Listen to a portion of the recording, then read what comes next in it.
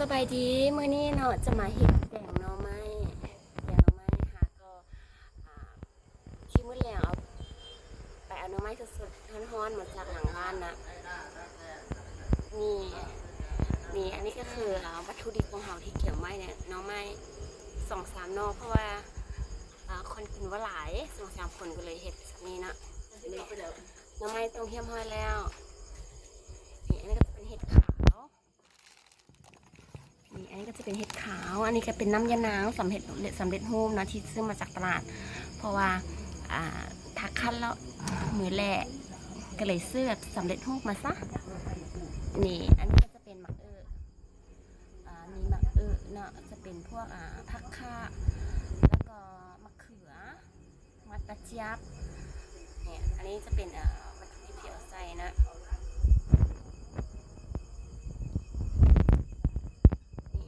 อันนี้ก็จะเป็นข้าวเบื่อเนี่ยข้าวเบื่อที่เราตำใส่นะก็จะมีพวกหอมหัวหอมบัวหมักเผ็ดแล้วก็เอากะปิใส่หน่อยนึงเพื่อความหอมตอนนี้เราเริ่มขั้นตอนแกงแล้วเนาะน้ำดำๆนี้เป็นน้ำยานางเราเอาน้ำยานางใส่แล้วใส่กับหน่อไม้เดี๋ยวถ้าเราหม้อฮ้อนในนึงเนาะหม้อฟุดแล้วเราจะเอาเราจะเอาเห็ดขาวใส่เห็ดขาวใส่ก่อนถ้ามันใส่แป๊บนึงให้น้ำมันฟุดได้ทีแล้วจากนั้นเราก็จะเอาเครื่องเป็นพวกมะเขือใส่เพราะว่าเราจะใส่พร้อมกันเนาะอันนี้เราจะใส่พร้อมกันเพราะว่าเวลาใส่พร้อมกันมันจะสามารถเปื่อยเพราะว่านี่เราเบิ่งเนี่ยมันจะเปื่อยพร้อมกันเราสามารถเอาใส่พร้อมกันได้เนี่ยนะจะเห็ดขาวใส่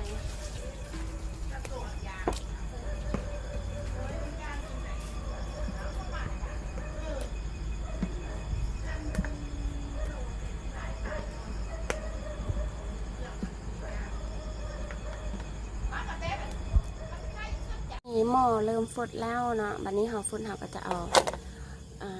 แกงหน่อไม้ของแซ่บๆก็ต้องมันใส่ปลาแดกนี่ก็คือปลาแดกนะ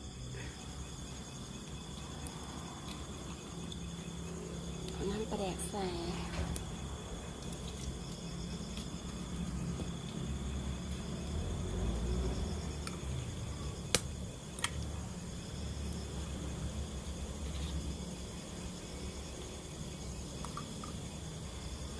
ใส่หลายค่ะเข็มนะแต่ว่าแกงหน่อไม้นี่ต้องไว้ปลุกปลาแดกเนี่ย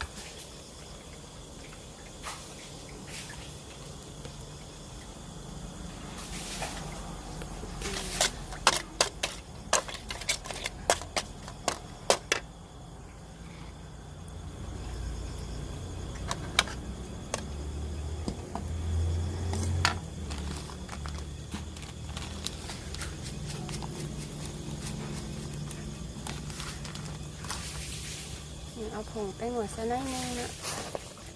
เพราะว่ามันจะหนัวกับพวกเห็ดพวกเป็นพวกหมักเป็นพวกอันนี้อยู่แล้ว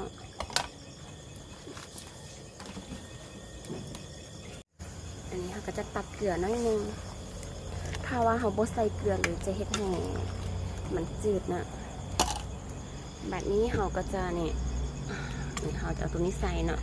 เป็นพวกข้าวเบื่อที่เขาเก็บไว้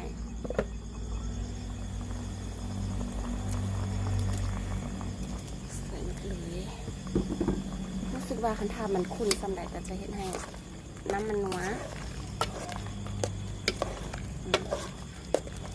เริ่มหอมแล้ว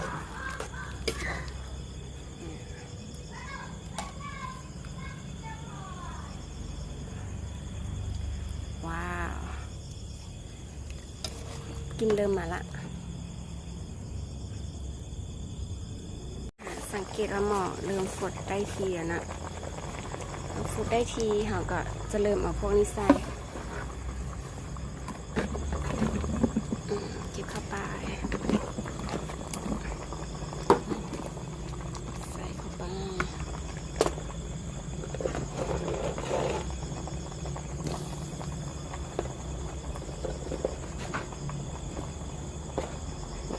นี่เป็นแกงหน่อไม้ แบบบ้านๆน่ะแบบบ้านแม่น้อยบ้านแม่น้อยแล้วแกงหน่อไม้แบบนี้